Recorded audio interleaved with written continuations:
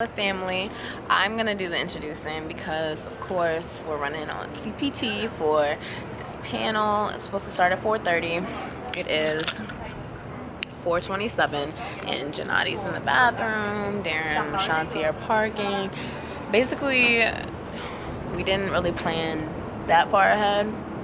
Like when the boys looked it up on GPS and told them it was only gonna take 30 minutes, but they looked at noon instead of 4:30, and you know how Boston goes with traffic. But anyway, we're here, and basically to give some background, one of their sororities is having an event called Cash Out, and it's basically where Black entrepreneurs and Black-owned businesses start a panel, and as questions start flowing, they start answering, that kind of thing. And Let's Lift was invited to speak, and there's little monetary compensation for it. They're paying for parking, so like a lot of good stuff.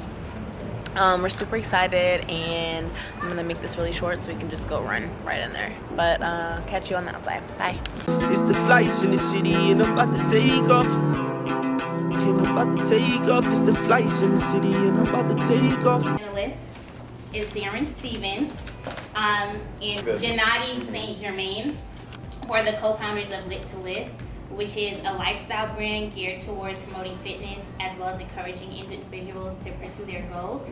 And I personally was trained by Darren 2 years ago. So good stuff.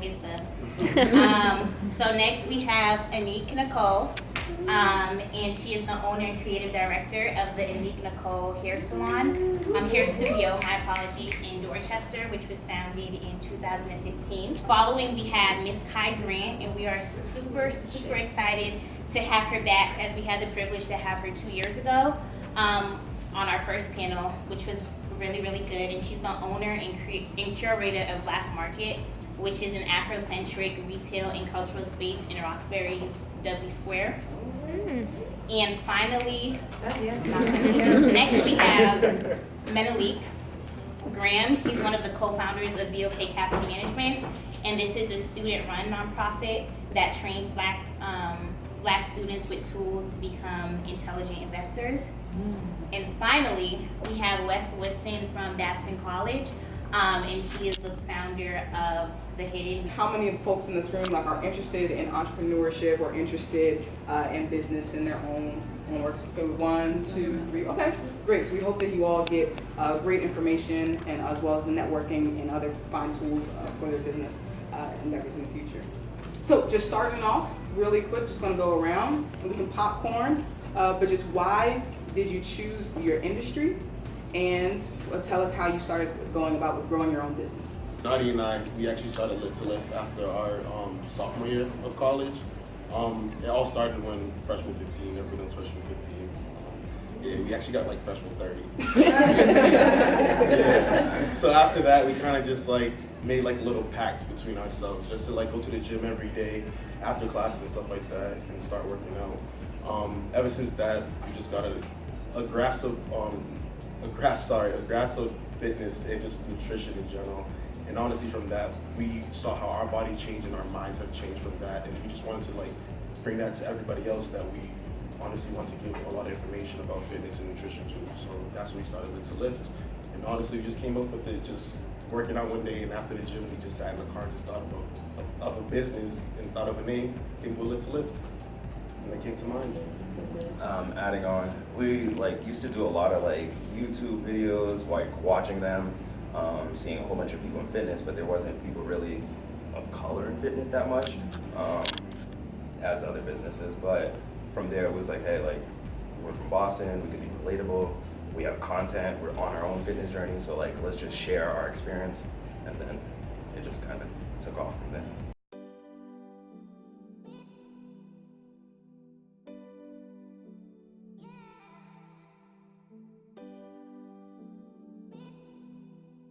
I knew deep down I wanted to be an entrepreneur, but the red tape that I think we all face, whether we choose to admit it or not, is the outside world can see me as an entrepreneur.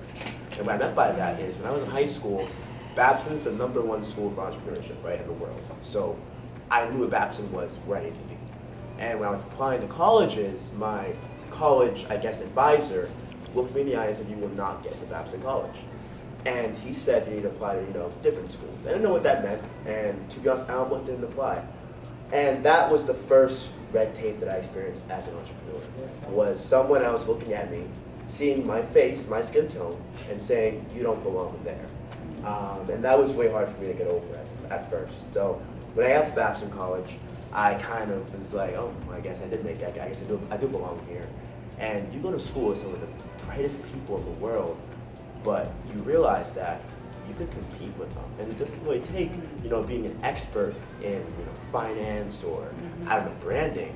It's just the part of going out there and doing it and just betting on yourself. Betting on yourself, yeah. Like one of the obstacles is like that we faced was kind of not having other people to show us like the way, the ideal way. And I think going off what he's saying is, it's not really like, you don't need to chase someone else's way to figure it out. I feel like as you're going through it, you just need to, like everybody's saying, bet on yourself. Believe that you can do it. Keep hustling, keep being consistent, keep being relevant, keep just providing value to people. And going off what Janari said and what she actually said too, consistency honestly probably is the biggest thing that is the most challenging. On the fitness business, people are always looking for the latest fitness exercises, everything, and you also have to be different from all the other fitness businesses that they are also seeing as well. So I feel like being consistent, if people are actually seeing that you are here and you're being consistent with what you're doing, is the biggest thing for them to actually jump on the bandwagon in a sense with what you're doing. So yeah, consistency, honestly. What are some of the biggest skills that you feel you have to learn when you start a business? Creativity. You gotta be able to think outside the box.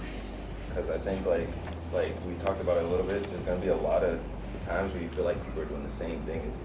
But if you stay in your own lane but think differently, you could put a twist on anything. There could be that new fitness trend, you do something with it. There could be a new diet, you do something with it. There's a new YouTube video, you switch up the concept. There's always like a way to think outside the box to get people to think better. It's like me, I talk in metaphors all the time because I feel like that's how people get certain things. So that's really, I don't know, think outside the box. That's what we go back to. The skills I had to learn was business. Okay. Because like I said, so I'm a hairstylist, and that's all I've ever done. When I was done with high school, I went straight to cosmetology school, and after that, I've always been a hairstylist. So with opening a business, I opened a business, and then I'm like, oh shit, I don't know business. So then I had to learn business. So that, I think that's that's probably the hardest thing. But and kind of what you were saying earlier too, but not to take away, or on the flip side, just because you know business, that doesn't make you a great entrepreneur as well. So yeah. Can you say more about that actually? Like, what's that difference between that business side and the entrepreneurship Yeah, side? because honestly, entrepreneurship, it's a hustle. When it all comes down to it, you have to, whether it's a hustle as far as being, like you said, creative, being knowledgeable, keeping up with trends, knowing what's going on, even community network building, everything. But it really is a hustle, because you can have business skills, but if you're not sociable, you don't know how to treat people. You mentioned energy earlier. If your energy is off, people feel that, and they don't want to be bothered with you, and you could know everything about business.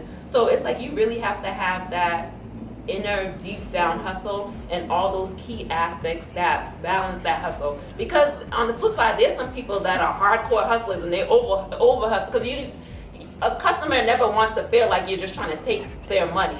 So it's like having balance within the hustle. So. It's kind of like working hard as well as working smart. Like you know you can work hard at everything you do, but you have to also know to work smart as well as working hard. Yeah. My mom is my biggest supporter and she's my biggest hater. So, like I said, when I was 8 years old, I was always selling stuff I get my hands on. And for a while, she didn't understand that I wanted to be an entrepreneur, because, of course, there's shows like Shark Tank and like all this, flashy and building your own business and being a billionaire, whatever. But she was like, that can't be Wes. She thought, I have to go get a job, which is no problem to get a 9-to-5 job. I have nothing against that. But she just couldn't understand that. And it wasn't until I did a TED Talk in April, and I really had this experience of people coming up to me like, Wes, I want to buy into your brand so much. She saw that. She was like, okay, I finally get it. But I had to really, convince her, but convince myself that I can do this. And yeah, you get to your family, you're going to be a little bit crazy at first, saying I'm going to build the biggest building in the world and whatever. But you have to believe in yourself no matter what. Because like I said, now, because of that, My mom is my biggest fan. She loves to do whatever I'm doing right now. She literally tells all her friends about it. It's great.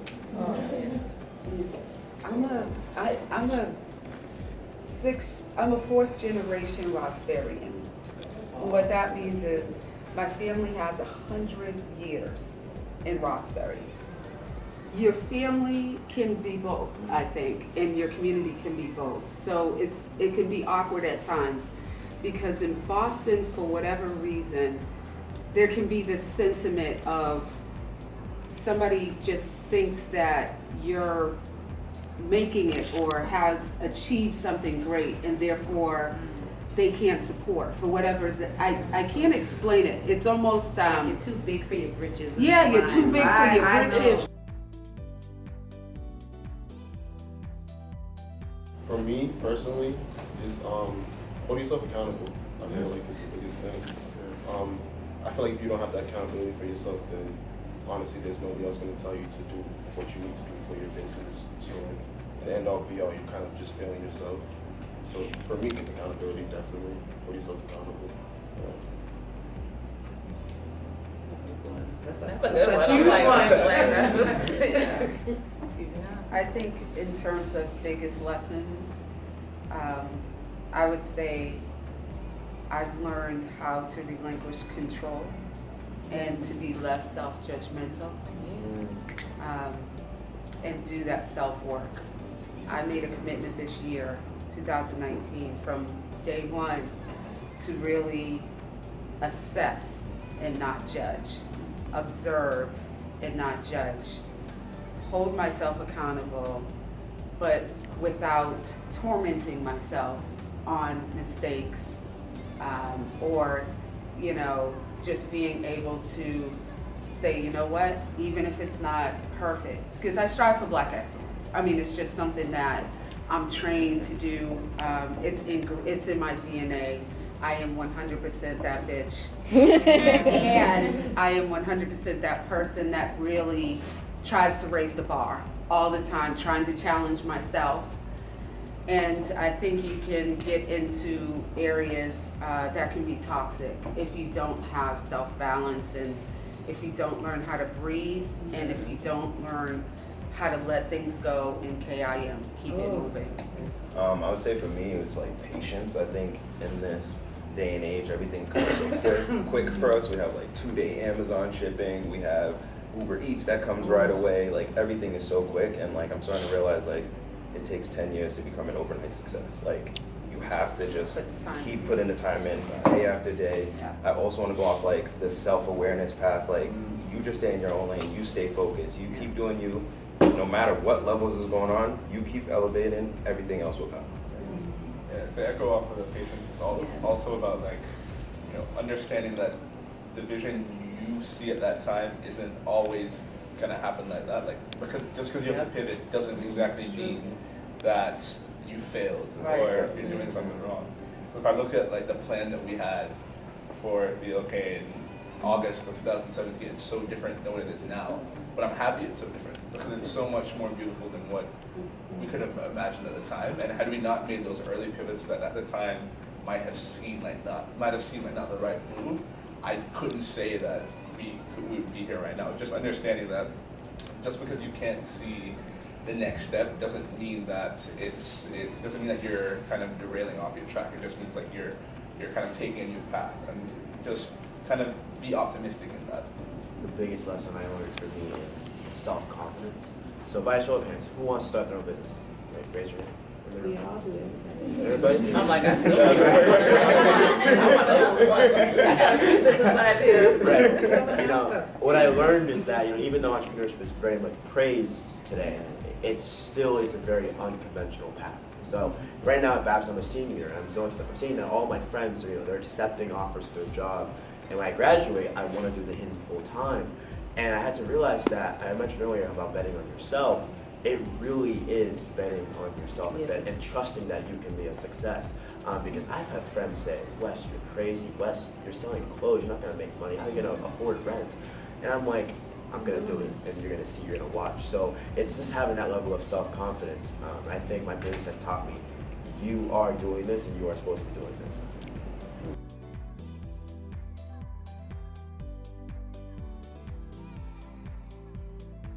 What advice would you give young entrepreneurs or young people aspiring to be in business? I would say make as close to a realistic, calculated plan as you can do, and then just go for it. That I just saw. Yeah, going off of what you said, execution is key with everything else. You gotta plan it. If you're not executing things, it's just gonna be a plan and an idea. Execution. In addition to that, I would probably just add that you should use the time that you have. Like, I know we're in college, I know that like we have busy schedules, but like you don't realize like when I've done internships over the summer, I come back like 7 o'clock and I'm tired, like I'm tired. But I realize how much time you have in college. The problem is just like how do you manage that time?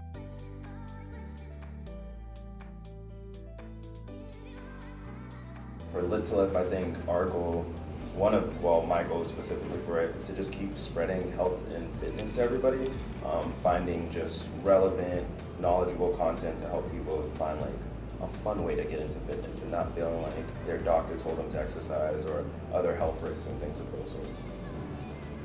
I really want to do an actual intentional effort to really incorporate people into my brand. But like moving forward, next year we're trying to really put together an impact arm of the business to really partner with nonprofits to really raise awareness around these causes, such as people who really face kind of discrimination around sexuality, gender, and race. So fingers crossed that will be a success.